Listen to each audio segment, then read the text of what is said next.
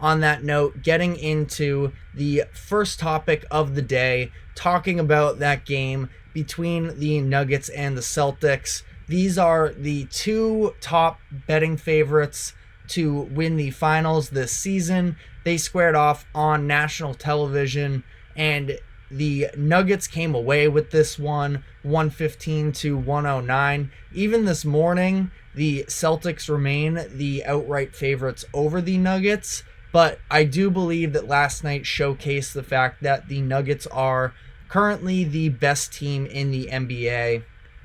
They were led by Nikola Jokic, who continues to just be incredible, and I really do think that he deserves very strong consideration, not going out on too much of a limb here, but in terms of winning the MVP, it really is so clear that, and Shai Gilgeous-Alexander, of course, has an argument as well, but with Jokic, it's just something where you can see he sets up the Nuggets for the best possible look, pretty much possession in and out. He was tremendous in this matchup, 32 points, 12 rebounds, and 11 assists. He especially came alive down the stretch of this game where the Nuggets had 4 field goal makes in the final 5 minutes, and Jokic had his fingerprint on all of them. It was Jokic backing down Tatum, Kristaps Porzingis sliding over to play some help defense from the backside, and Jokic just rifled a pass through the gap to hit Aaron Gordon, cutting on the baseline for a dunk. Then Jokic spun past Kristaps Porzingis on the block.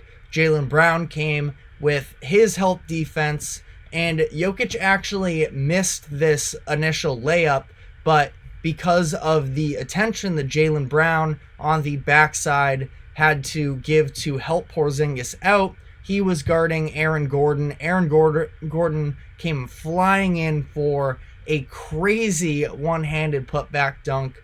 Gordon was also very key for the Nuggets down the stretch of this one.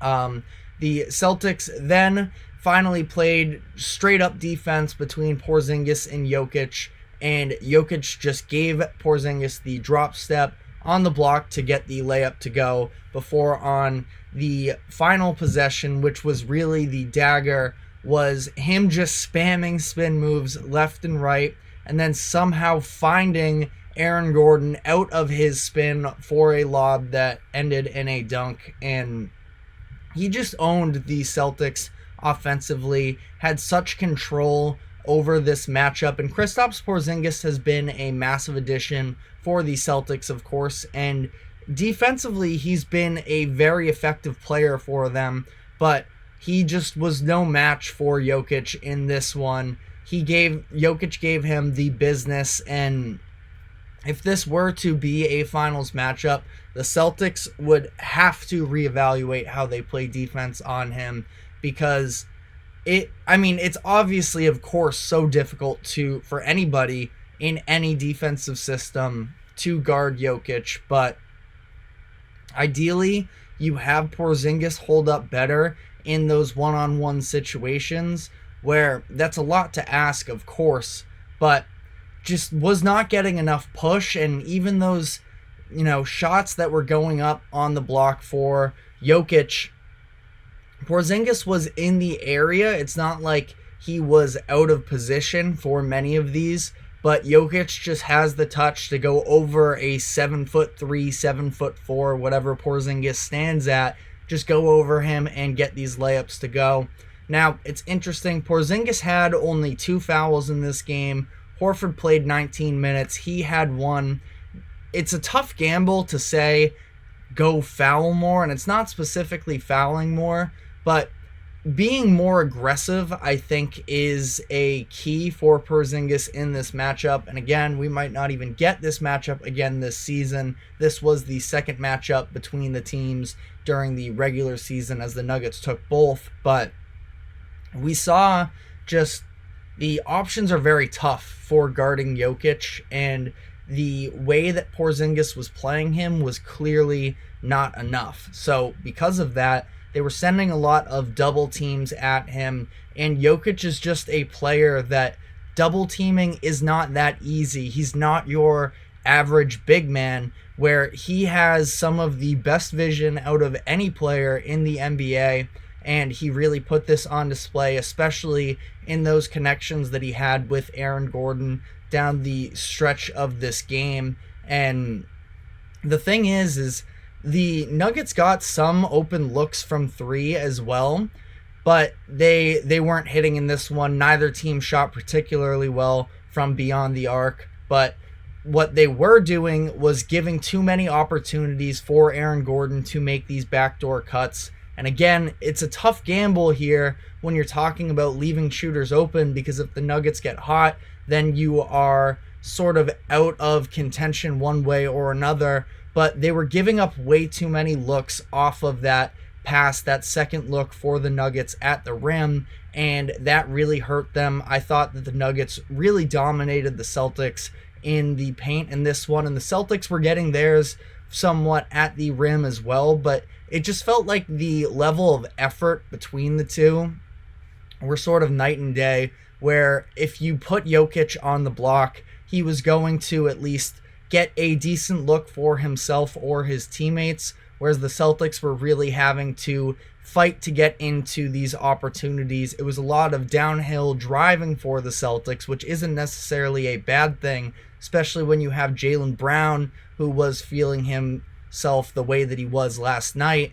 But again, I just think that when you look at the amount of effort that it took to get into these good looks, the Nuggets, for, again, 115 points isn't a tremendous performance, but I do think that they were in a lot of control in this one. Like I mentioned, though, neither team shot particularly well. The Nuggets were just 4 of 21 for 3. The Celtics were 11 of 28. And sort of coming into the Celtics side of this game, Jason Tatum is going to be the player that comes out of this game with the most amount of sort of attention to him, and not positive attention. He really did not show up in this matchup. This is coming right off of the game where they collapsed against the Cleveland Cavaliers, blew a 20-point lead in that one, and Tatum was just about nowhere to be found in that one as well. People were talking about his field goal percentage in the clutch after that game. Following this matchup against the Nuggets, it is down to 37.2 of an effective field goal percentage in clutch situations this season. That is the lowest by any All-Star this year. And in this game, he scored just 15 points on 5 of 13 from the field. He had 8 assists, but he also had 5 turnovers, and some of them were just really sloppy, lazy passes. It didn't seem like Tatum was ever really locked in on this one. And, you know, to some degree, I think that the Nuggets deserve some credit, because the different looks and the double teams that they were sending at Tatum absolutely made things difficult for him.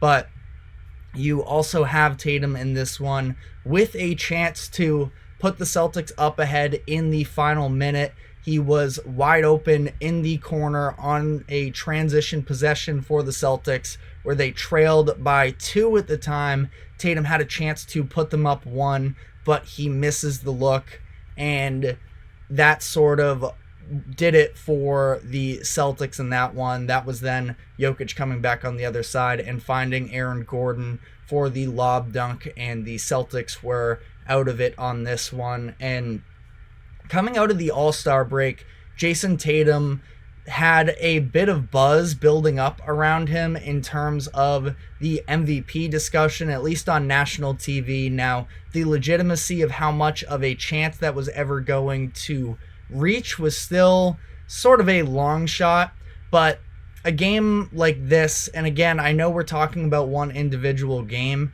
but I do feel like as a whole, for somebody who was a long shot, as it was coming into this is a death sentence is maybe a little bit extreme, but again, I don't know if there was that much life and validity to the argument in the first place. So, fair or unfair, when you look at Tatum and his reputation with the media, we know that he is a very great player. He's top 10 in the league, no doubt, but he has this little bit of a monkey on his shoulder in terms of when the Celtics reached the finals in 2022. He was really struggling in that series. Andrew Wiggins locked him down on defense, and we had seen him put together these incredible performances through the first 3 rounds that I do feel like gets overlooked a little bit. But the fact of the matter is, he was not the best player on his team in that series. It was Jaylen Brown, and we come into another game like this against the Nuggets that feels like a playoff atmosphere, that feels like a potential finals game, and he doesn't come up once again. And he was also 9 of 24 against the Nuggets in their first matchup. So that also in that performance included him missing the big shot in that one where the Celtics had a chance to tie it to end the game, send it to overtime. And he was really off on another one of those pretty ugly, pretty low percentage mid-range elbow fadeaway shots. And it's just the reputation with him. I still feel like there is no case for him to be outside of the top 10. I think that he does a lot more than a lot of fans realize in terms of the improved playmaking that he's had over the years and the level of defense that he does provide on the perimeter. But when you have these shortcomings, it does sort of start to stack up. But Jaylen Brown was incredible in this game. He had a season-high 41 points. He grabbed 14 rebounds, a bunch of them on the offensive end. He was just one shy of his career high in rebounds, and he was pretty much single-handedly the reason the Celtics were in this game for a lot of it.